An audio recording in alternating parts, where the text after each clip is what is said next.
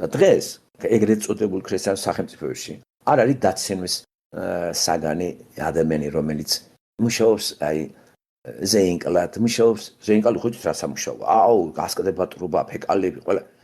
ეს დაცინვის საგანი არ არის და ძიმე სამუშაო არ არის. მე ძიმე სამუშაო არ უნდა ანაზღაურდეს აი ენერგიის ხარჯვის შესაბამისად. ესე იგი არ ვაფასებთ. ამიტომ სად არის ქრისტიანობა? მითხარით, რომელი სახელმწიფო ჩაითვლება ქრისტიანულად? რომელი? მადლობელი ვართ, რომ არ ვახშობენ, მაგრამ ჯერ კიდე საკითხავია. მე კონკურენტი კი არა ვარ, მე მამხილებელი ვარ. შენ სათავეში რომ შემოხვედი, შეაგროვე ხროვა და ხალხი გადაყარე. ხო? აი ტრაგედია რა. ამიტომ ჩვენ ქრისტიანები არავის კონკურენტები არა ვართ, მაგრამ ჩვენ ვართ ვისი? ანტიქრისტე და სატანა. თუ ეს გაავრცელე ხალხი როგორ მოიცა ქრისტეს სახელით მე მხილებული ვარ. ქრისტეს სახელით მოსული სატანა მხილებულია ჩვენი ბიბლიური ქრისტიანების მიერ. ამას ამხელდნენ. ეს ამხილა ქრისტეს და ღმერთის სახელით ფარისევლები იესომ. ამის მხილება იყო, არა განკითხვა, არა ცემატყება. მხილება ყოველთვის არის საწინდარი შენი წიწაწევისა. რო გამხელ, ესე იგი, ვიხილე, რომ შენ ადამიანი რო ხარ ღვთის მსგავსების და ხატების მატარებელი, აი ეს დაგუყავს და შენი ადგილს კი არ გართმევ. ხო, არ მიიღეს მათ ეს. პავლეს გამოეკრა, პავლემინებს აგინებთ, შევიდოდა სინაგოგაში და ბიბლიას აიღებდა, რომელსაც კითხულობდა, იძახდა, რომ აი აქ წერია ის, რაც შესრულდა და მე რო ვერ ვამჩნევდი, შევამჩნიეთ, ეხლა თქვენ რო ვერ ამჩნევთ, მე რაც შევამჩნიეთ, გამჩნევინებთ, გამოყარეს ცემატყებით. იგივე მდგომარეობა საქართველოში, ყველა ხო ქრისტიანი ხართ მათ წყალებში, მართლმადიდებლები. ხო და მე როცა ქრისტეზე ვლაპარაკობ, რატომ მესხმით თავზე? ძალაუფლებაში თქვენ ახართ მართლმადიდებლები და შესაბამისად, რასაც ჩაგასხამენ, იმას ამოასხამ. კოკასაშიგან რაც ადგას, იგივე წარმოსდინდების. ცოდვილი ბუნება გაქვს, კოკასაშიგან ცოდვა წარმოსდინდების. გამოცვლილი ხარ კოკაში, ახალი ჩაესხა ის წარმოსდინდების. ასე რომ ბიბლიური ჭეშმარიტებაა. ეს მეტაფორაა, კარგი აფორიზმია, მაგრამ კოკაზე და წყალზე არ არის ლაპარაკი. ხო, და გულში კიდე რაც არის ადამიანი, ხანდახან იმალავს და თავაზობს უკეთესად, ეტვინი ჩემოტანილს, რომ მოგვატყუოს. და მატყუარა ვიცით ვინ არის? მატყუარა სატანა არის, დიაბოლოსი. სატანა და დიაბოლო მოწინააღმდეგე, მატყუარა მოწინააღმდეგე ქართულად. ხო და ხო მაგან დიდი ტყუილი დააბრეხვა ედემის ბაღში და ამ ტყუილის გაყვა ადამი და ევა და კაცობრიობა. და კაცობრიობა ტყუილის ხედვით დაიწყო ქვეყნის მშენებლობა და გამოსავალი ზემოთ და არაფერი არ გამოვიდა ამ ტყუილით. ისინი მაინც ღმერთმა რო უთხრა, მიწიდან აღებული მიწათმი ყველა 100% ცრულდება. ვერამ ვერ შეაჩერა ეს. ტყუილის შედეგი ყდომაა, ესე იგი დაშლა. და ამას თუ ეხლა დასასრული არ ეკრა, მაშინ ჩვენ განწერული ვართ. ხო და იესომ არ დატოვა ღმერთმა. ადამიანები დანაპირები შეასრულა ძეში და საიდან ჩამოვიდა რა გაიარა. ღმერთმა წარმოიდგენეთ, ხო, დედის საშოში 9, ქალის საშოში 9 თვე. ღმერთი კაცო, არ მოუდგენელია რა.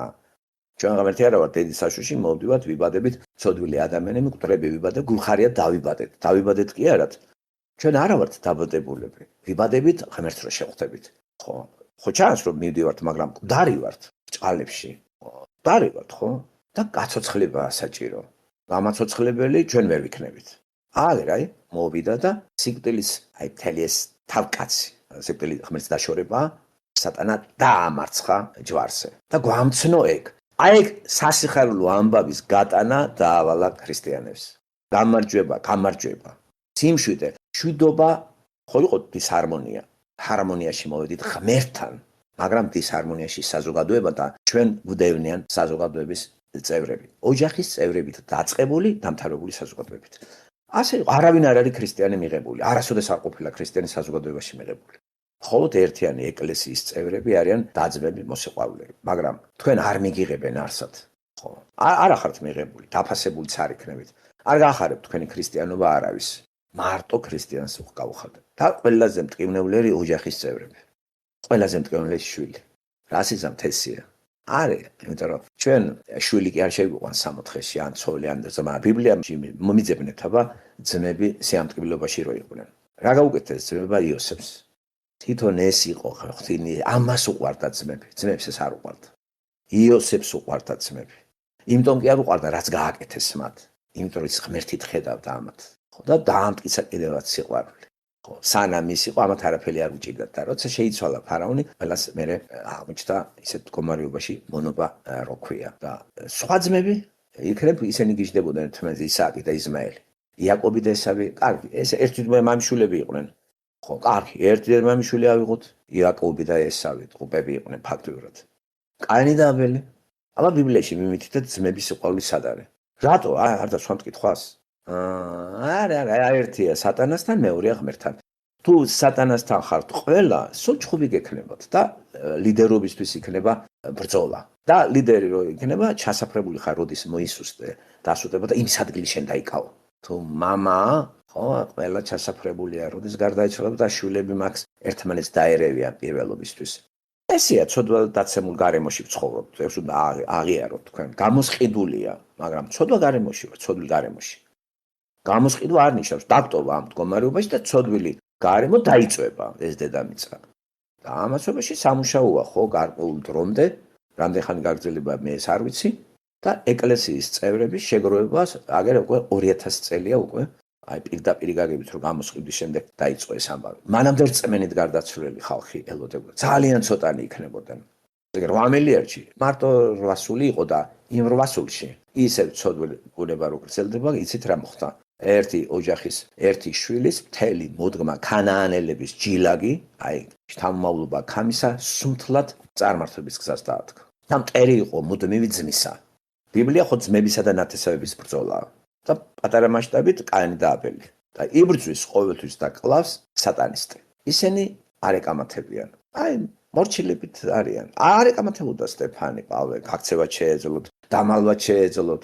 არა, ხო ის თვითონ ჩადის იერუსალიმში, პავლე უგზავნებენ, ხო არ ჩავხერა. არა, რას ამბობ კაცო, რას ამბობ. და ის ყველანაირად ცდილობს, რომ ერთგული მუშაკი იყოს.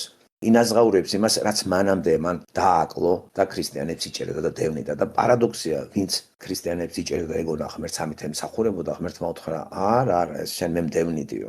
და მერე მას დაუწყეს დევნა იმის გამო, რომ ეს ავრცელებდა იმას, ვინც ავრცელებდა მანამდე და ეს დევნიდა. უცნაური ამბებია ხო? ასე რომ ქრისტიანობა ის კი არ არის რომ სიტყვით ქრისტიანობა, მე კოლექტივში რო ხარ და ყველას გოგონია რომ ერთად იკრიბები და ან გონიათ ახლა ეს მარტო ღმერთმა იცის შემკარგება რა. რასაც ხედავთ ნაყოფით ერთი კი ვიცი რომ პლანეტას ნამდვილად აკლია ქრისტიანობა რა, ნამდვილად აკლია ხო. აი მიმოფანტული იქნებიან. სადღაც კერები არის, თავის წარმომადგენელი ღმერთს ნამდვილად ეყოლება ისე დაიმხობოდა ყველაფერი და როცა ეს მინიმალურ დონეზე დავა, გამოარიდებს. როცა ეს მინიმალურ დონეზე დავიდა და დავიდა 800-ზე, გამოარიდა 800 და დანარჩენი დაუპა. როცა ეს მინიმალურზე დავიდა ლოტის მაგალითზე, გამოარიდა ეს და ცოლიც კი იქ დარჩა. ასე რომ ჩვენ ასე რომ უყურებთ ეს არ მოწონთ არავის და ასეთი ტერმინით მოგნათლავენ რადიკალიზმი. ეს ტერმინები მაგრა უყვართ. ამიტომ ქრისტე ვინ არის, მაგას სწავლობთ და რა უნდა ჩვენგან. არაფერს არ ეთქოს ის ჩვენგან. რომ დავიკავეთ მისი ადგილი და სტატუსი ჩვენი არის, მე ვარ.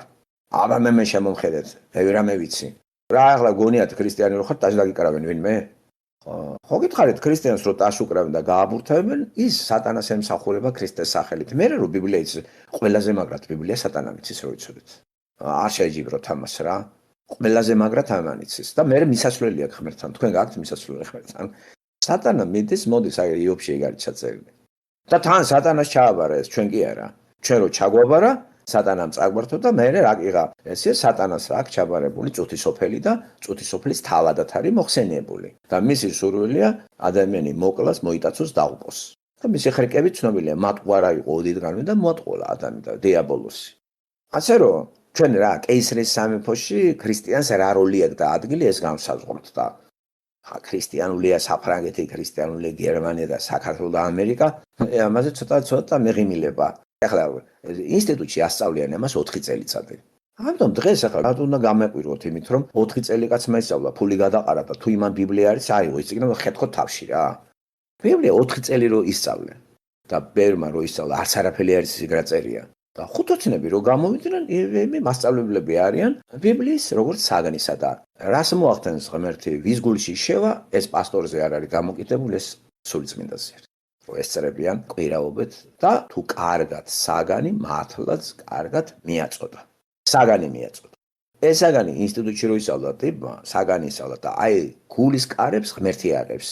ეს უკვე საიდუმლოებით არის მოცული და გამოცნობაც შეგვიძლია ნაყოფებით. თუ ყოველდღიურ ნაყოფებს დაუკვირდებით, ნაყოფებით მიხვდებით, რომ ეს წიგნიერი ქრისტიანი არის და არა სულით ქრისტიანი. ხო? ასო კლავს, სული კი აცოცხლებს. რა არიყვნენ მე და მაგრად არიცოდნენ ძველი აღთქმა წიგნობრებმა? არ ეკავდნენ რა და როგორ ძალიან მაგრა იცოდნენ, მაგრამ ისინი სულით იყვნენ კუტრები და ამას კი გაცოცხლება ჭირდებოდა. არ იყვნენ გასავლულები, ფარისევლები. კარგად არ იყო პავლე გასავლული. იმან მაგრად იცოდა ხუთ წიგნეული და ადასტურებს კიდევაც ახალ აღთქმაში ციტირებს, მაგრამ უკვე ეს გაცოცხლებული პავლე. დაბადებული პავლე კითხულობს სხვანაირად ამას და უკვე დაბადებული კაცი რო კითხულობს ბიბლიას, ის უკვე არის ეკლესიის წევრი. და დაუბადებელსაც შეუძლია წაიკითხოს ისწავლოს კუტარს. და აგერ აი ინსტიტუტებში რამდენი სემინარია იცით ამერიკაში, სავსეა. სულ ყველაფასიანია. შედის ადამიანი სწავლობს ხო ადამიანს ხო არის ზოგს ფილოლოგია მოწონს, ზოგს ფილოსოფია, ფსიქოლოგია, არჩევანზეა დამოკიდებული, მაგრამ იქ რო შედიხარ მხოლოდ იმიტომ რომ რატო შედიხარ, იცი რა მე ღმერთის წმენდე რა ინსტიტუტის დაამთავრა პეტრე ღმერთის წმენას ინსტიტუტის დამთავრება რა არ გადამრიო. ინსტიტუტის დამთავრებ იმიტომ რომ უჩიტულობა გინდა და ამით შემოსავალია და აი სოფლიდან ყრუ ხალხი გადმოსული ამერიკაში, აქ ყველა უჩიტულობს რო იცოდეთ, ხო? და მორეკეს ეს ხალხი გამიგე, რომლებსაც სიქას აძვრავს მთავრობა ტაქსაციები და ამასაც წიჩი ჩაუჯდნენ, თვითონ გულაობენ და გულაობას დაარქვეს ავრცელებენ ქრისტიანობას. ქრისტიანობას ქრისტე ავრცელებს. აი ამ საშუალებით ინტერნეტი რო ქვია, წიგნები რო ქვია. რატომ არ შეიძლება ესე ჩავთვალოთ კაც წიგნები უყვარს თეოლოგიური წიგნები და უყვარს ბიბლია. წიგნი, ბიბლია უყვარს და კითხულობს და სიამოვნებს რა. ეს რაფის არ ნიშნავს. აი თუ არ მოხდა მაშინ მეტანოია და მეტანოის შესატყვისი ნაყოფი არ დავინახეთ, ისე ვიტყვი რომ ეს კარგი საგნის მცოდნეა. მე გამოვიყენებ მაგას. მე გამოვიყენებ რომ ეს მიადვილებს ამას რა დავასხატვინი, ამას უსმენ და ჩემში ძვრა უნდა მოხდეს. თუ მას არ უნდა, ჩემში უნდა მოხდეს და თუ არ მოხდა, ან წიგნის სწავლას რა აზრი აქვს. რას გვევნება აქ საფრთხო წერილში ღმერთი? შენ უნდა შეიცვალო, შენ უნდა დაიბადო. ეს იგი დაბადება რეალობა არის. ეს კი სასწაულია. ხოდა რწმენით დაბადება ხდება. რწმენით შეიძლება საგანის სწავლო მწამს ფილოლოგია, ქართული ლიტერატურა, მიყვარს ქართული ლიტერატურა. აი რწმენით ლიტერატორი ვარ. რწმენით ბიბლიისტი ვარ. რწმენით თუ ხარ დაბადებული. დაბადებული კიდე ამ ქვეყანაში დგამორი იქნები და იქნები ცხოვრების ისეთი დონე გექნება აუცილებელი რო გექნება. სხვა დანარჩენი სურვილიც არ გექნება. და დღეს პროფესიონალიზმი არის, ხო, ყველგან პროფესიონალი მღვდლები, დიპლომიანი მღვდლები, დიპლომიანი პასტორები, სამეცნიერო ხარისხებით. ხო და ასეთი ქრისტიანები კი ბევრია. 2,5 მილიონი.